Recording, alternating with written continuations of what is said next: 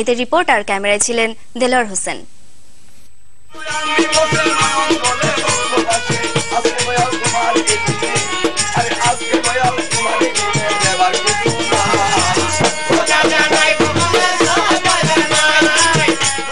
বাউল গান একসময় গ্রামেগঞ্জে বিনোদনের অন্যতম মাধ্যম ছিল এটি।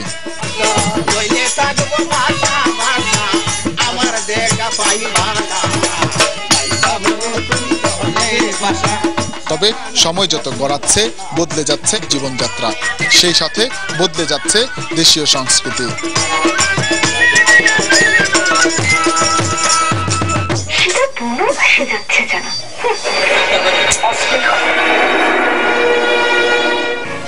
আগে বিনোদন জোগাতে পাড়া মহল্লায় আসর জমত বাউল, পালাগান আর যাত্রার, আর এখন সেখানে জায়গা করে নিয়েছে আকাশ সংস্কৃতি।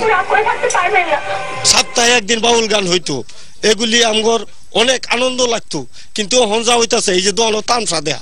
এখন তো ধরেন টিভি আছে, টিভির বিভিন্ন চ্যানেলে নাটক দেখতেছে, সিরিয়াল দেখতেছে, সবকিছুই দেখতেছে।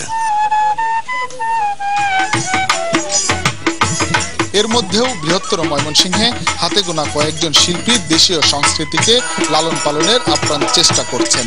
তারা বলছেন, আকাশ সংস্কৃতির আগ্রাসনের কারণেই বাঙালি সংস্কৃতি এখন বিলুপ্তির পথে। বাউলের আসর হইতো, কবি গান গাইতাম, গেঠু গান গাইতাম, এগুলি তো এখন বিলুপ্তির পথে। এই একমাত্র কারণটাই হইলো আকাশ সংস্কৃতির জন্য। এই মাটির গানকে ভালোবাসতে হবে, এই লোক সংস্কৃতিকে আমাদের বাঁচায় রাখতে হবে।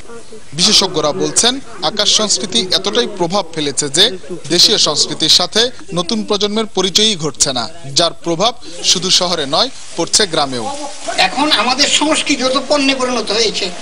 পণ্যে পরিণত হওয়ার ফলে কি হয়েছে, আমার যে মূল সংস্কৃতি সেটার সঙ্গে আমার ছেলে মেয়ের কোনো পরিচয় ঘটবে না।